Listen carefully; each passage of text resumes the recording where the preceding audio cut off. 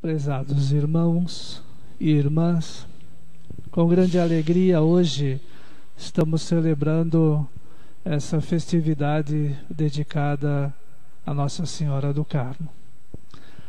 Veja que Nossa Senhora é sempre a mãe de Jesus, independente dos títulos que ela venha a possuir, que são milhares, né? Por isso, cada título corresponde a uma realidade vivida na fé, no amor a Jesus e no contato com a Virgem Maria. Por isso tantos títulos: Fátima, Lourdes, hoje celebrando Nossa Senhora do Carmo, e tantos outros que a gente possa lembrar, Guadalupe, Aparecida e tantos outros. Veja que Nossa Senhora é sempre a mãe de Jesus. O que vem depois no título indica a realidade vivida por um grupo de pessoas. Então, quando se fala de Aparecida, se conhece a história dos pescadores. Quando se fala de Fátima, se conhece a história dos pastorinhos lá em Portugal. Quando se fala de Lourdes, conhecemos a história de Bernadette Bizuru, lá em Lourdes, na França. E cada um, então, num determinado lugar, teve a oportunidade de ter um contato com a Virgem Maria. E aquilo foi tão importante, transformou a vida das pessoas. Aí então a homenagem que se faz.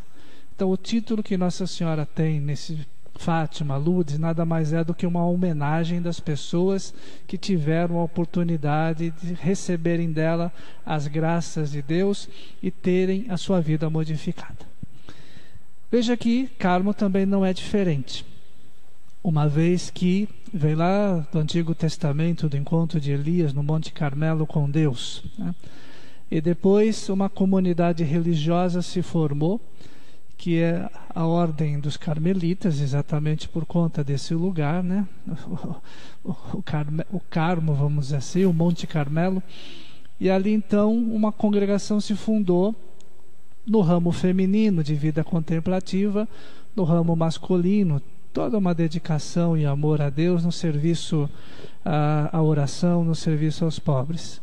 E aí então essa ordem se desenvolveu e cresceu bastante e hoje continua bastante atuante, né, na nossa igreja, que são os carmelitas, né? Então a gente ouve falar carmelita, só lembra do ramo feminino, por conta de santos importantes do ramo feminino, que a primeira, Santa Teresa de Ávila, quem não conhece, e depois Santa Teresinha do Menino Jesus, né? E tantas outras santas que surgiram do Carmelo, né? Principalmente Edith Stein e tantos outros. Então veja que no ramo masculino, alguns santos também, né? São João da Cruz, juntamente com Santa Teresa de Ávila, e tantos outros santos também da comunidade do ramo masculino, que acabou se dividindo em dois, né? Por conta das dificuldades que enfrentavam naquela época. O ramo feminino se unificou e virou um só, mas o masculino se distanciou em dois grupos diferentes, mas com a mesma devoção, com o mesmo amor. Hoje ele se entende como se fosse um só, mas ainda carrega um nome porque são províncias diferentes, que são os carmelitas, que a gente chama, até estranho para nós, calçados e descalços. Só para diferenciar que os calçados eram os mais antigos, né? E os descalços é aqueles que vieram então depois da reforma com São João da Cruz. Mas todos eles veneram os mesmos santos, né? Tanto do ramo feminino quanto masculino. A comunidade hoje é uma família, né? Assim como a família paulina, que tem vários ramos, a família carmelita também, né? Se unem na devoção e no amor aos seus santos padroeiros, os seus santos de indicação.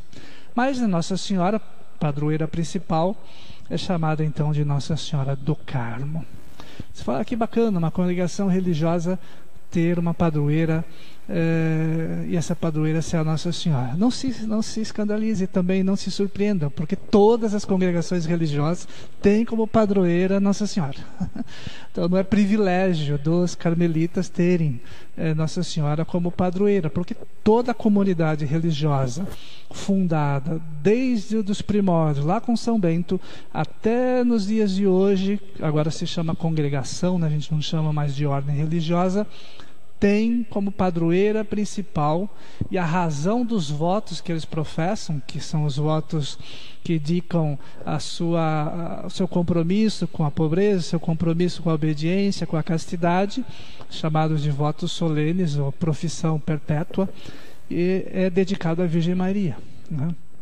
Então, na própria proclamação da profissão religiosa que se faz, dos votos, está lá que a padroeira principal é Nossa Senhora. E aí, conforme a comunidade tem uma história, um título, né, se dá a essa consagração. Então, no caso, Nossa Senhora do Carmo, tem as Irmãs Mercedárias, Nossa Senhora das Mercês, tem alguns padres, Nossa Senhora Medianeira, e assim vai, né? Cada um tem um título, a Virgem Maria na sua consagração.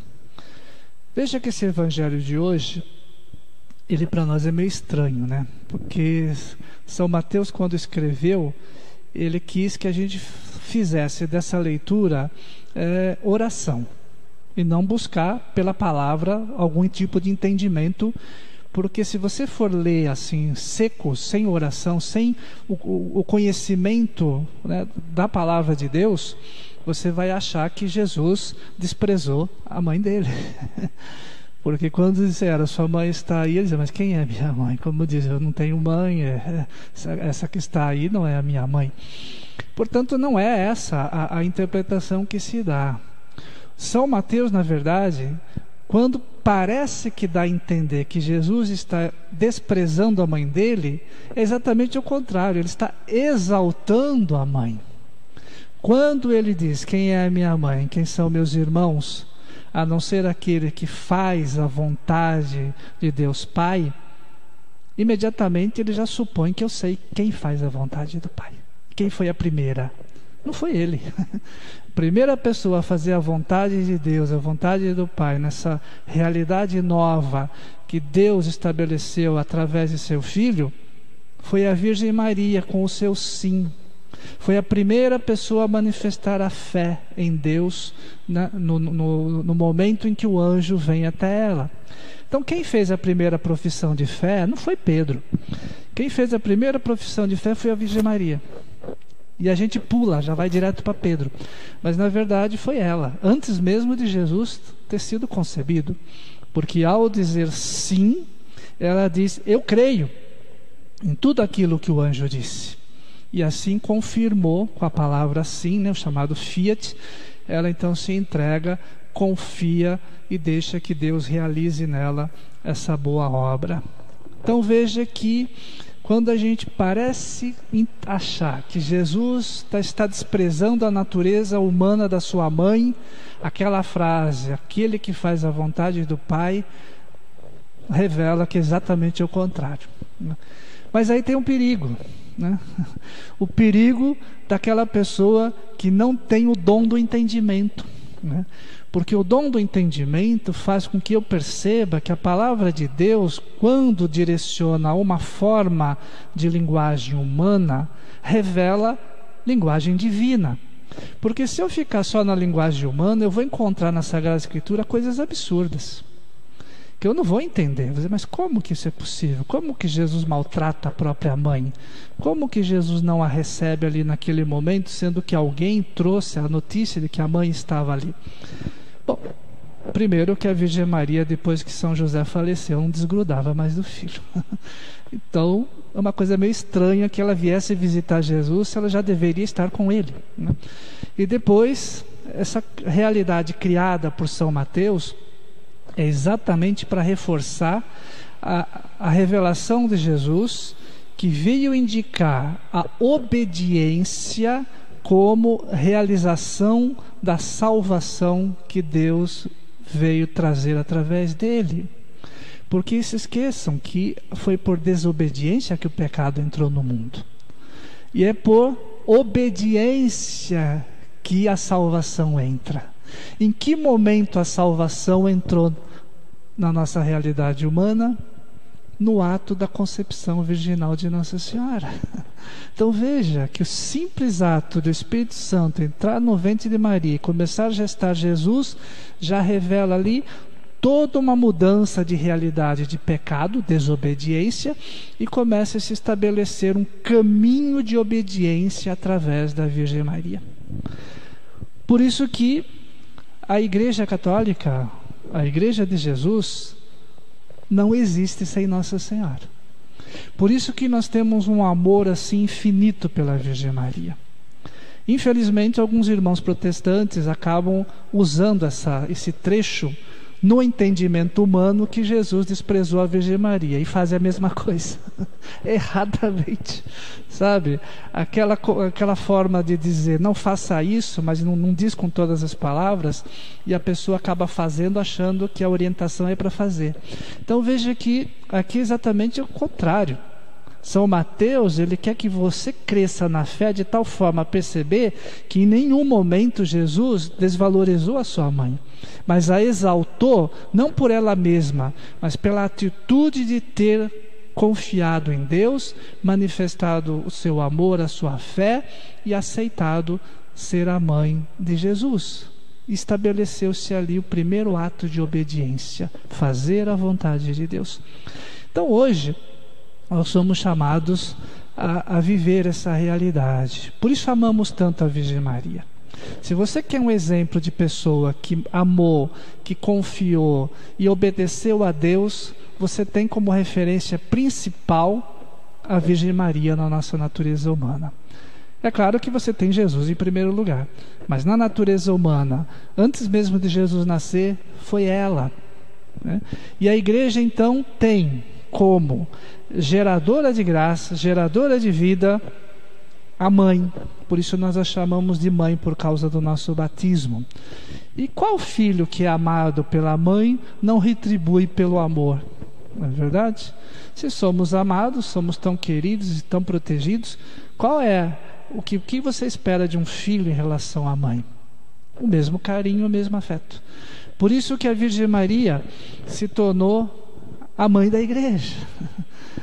Poxa, se ela é a mãe da Igreja, se a Igreja não tem mãe, a Igreja não existe. Porque ela não é só Jesus. Ela é toda uma comunhão de amor trinitário, na comunhão Pai, Filho e Espírito Santo, que gerou um canal de comunicação com a realidade humana, que é a Virgem Maria, e se estabeleceu um elo entre o céu e a terra através dela. Por isso que a igreja ela é terrena, não é lá no céu, a igreja é terrena. Ela é a família de Deus em passagem, porque ela dura enquanto durar esse período de passagem. Quando ela alcança o objetivo final, que é ser reino dos céus, ela deixa de ser palavra igreja para ser totalmente família de Deus, reino dos céus. Muda a palavra, porque muda a realidade.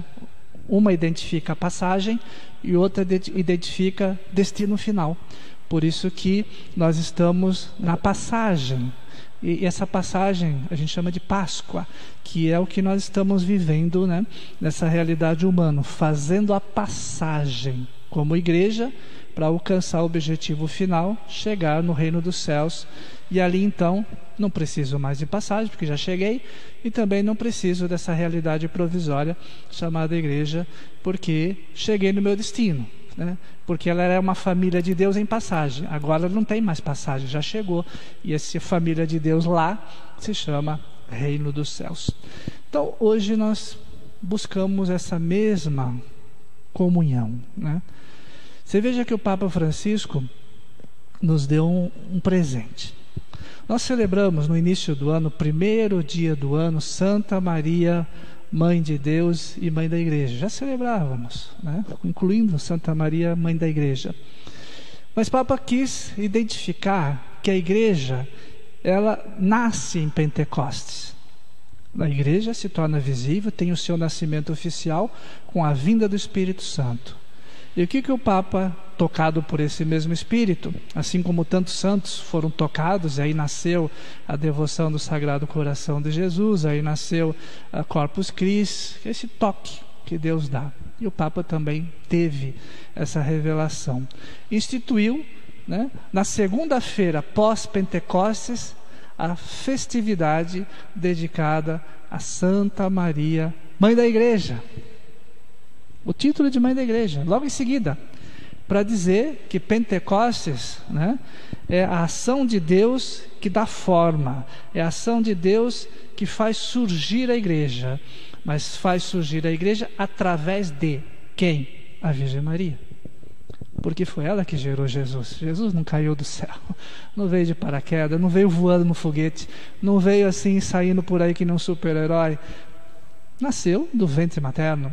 Então, quem gerou, quem gestou a igreja, que é Jesus, na comunhão da Santíssima Trindade? A Virgem Maria. Por isso que ela também recebe o título de Mãe de Deus, né? Pela natureza divina de Jesus. E hoje, celebrar mais um título da Virgem Maria, Carmo, né? Poderíamos estar celebrando outros, mas nós queremos então agradecer e sempre lembrá-la como querida e amada mãe. É como dizer que nós temos existência graças à mãe, e somos cristãos graças a ela, porque foi ela que nos levou a Jesus, é ela que nos mantém em comunhão com Cristo, é ela que vai até Jesus muitas vezes nos pedidos que a gente faz, e a gente diz: poxa, eu preciso de alguém que me ajude a manifestar o quanto necessito de Jesus. E às vezes algumas pessoas na sua arrogância dizem: eu vou direto. Vai direto? Como assim?